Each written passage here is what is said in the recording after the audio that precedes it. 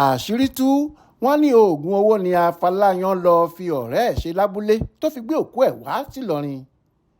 Gbajúmọ̀ ọkùnrin tó ń gbé fíìmù lárugẹ tó tún jẹ́ aláṣẹ Ace Media Ọlọ́ba Almarufu Afọlayan tó ti wà láhàámọ́ ọgbà ẹ̀wọ̀n báyìí ní àṣírí ẹ̀ ti tú pé wọ́n ní ọ̀rẹ́ ẹ̀ kan Mustapha Balógun ló mú lọ sí abúlé wọn nílùú Samara níjọba ìbílẹ̀ Ìrẹ́pọ̀dùn nípínlẹ̀ Kwara tó sì lọ́ọ́ fi ṣe ètùtù owó.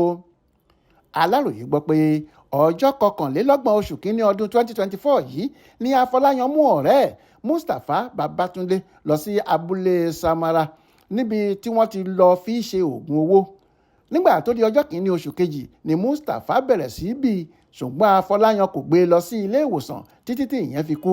Lẹ́yìn ikú Mustapha ni Afọlayan gbé òkú ẹ̀ lọ sílé ìwòsàn Owólabí lágbègbè Pipeline nílùú Ìlọrin kó tó di pé wọ́n pe ìyàwó olóògbé Halimatu Mustapha tí wọ́n sì parọ́ pé ọkọ rẹ̀ ṣubú lulẹ̀ níbi iṣẹ́ táwọn sì ti gbé dìgbàdìgbà lọ sílé ìwòsàn.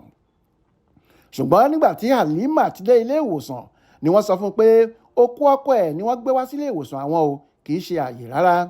Halimatu ló mú ẹjọ́ lọ sílé iṣẹ́ ọlọ́pàá, ìwádìí sì bẹ̀rẹ̀, èyí ló sì ṣokùnfà bí wọ́n ṣe mú Marufu Afọlayan. Afọlayan jẹ́wọ́ pé lóòótọ́ lòun mú Mustapha lọ sí abúlé Samara lọ́jọ́ tí wọ́n sọ yìí, ṣùgbọ́n kò rí àlàyé ṣe lórí ohun tó ṣẹlẹ̀ sí ọ̀rẹ́ rẹ̀. Làwọn ọlọ́pàá bá taari ẹ̀ lọ síwájú ilé ẹjọ́ lọ́jọ́rú wẹ́sídẹ̀ẹ́ ọjọ́ 14 oṣù kejì yìí. Inspector Abdullah Sanni tó jẹ́ agbèfọ́ba sọ ní kóòtù pé olùjẹ́jọ́ lọ sí abúlé kan tí wọ́n ń pè ní Samara nípínlẹ̀ Kwara níbi tó ti lọ́ọ́ fi Mustapha Balógun ṣe oògùn owó. Èyí tí ìbá sì tún fi sòótọ́ fún ìyàwó olóògbé, irọ́ ló pa fún un pé ẹnu iṣẹ́ rẹ̀ ló ti ṣubú lulẹ̀. Fún ìdí èyí kí adájọ́ sọ afurasí yìí sí àhámọ́ ọgbà ẹ̀wọ̀n títí tí ìgbẹ́jọ́ míì yóò fi wáyé. Lára ẹ̀sùn tí wọ́n tún fi kan olùjẹ́jọ́ yàtọ̀ sí pé ó pààyàn ní ẹ̀sùn ìwà ọ̀daràn àti irọ́ pípa, èyí tó tako ìwé òfin ilẹ̀ wa.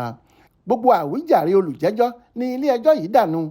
Adájọ́ Monísọ́lá Kamson pàṣẹ pé kí wọ́n lọ́ọ́ fi Afọlayan pamọ́ sọ́gbà ẹ̀wọ̀n Òkè Kúrá títí tí ìgbẹ́jọ́ yóò tún fi wáyé lórí ọ̀rọ̀ rẹ̀ lọ́jọ́ kìíní oṣù kẹta ọdún 2024 yìí. Ibrahim Alágúnmu ló ṣàkójọpọ̀ ìròyìn ọ̀hún fún Aláròyé online television.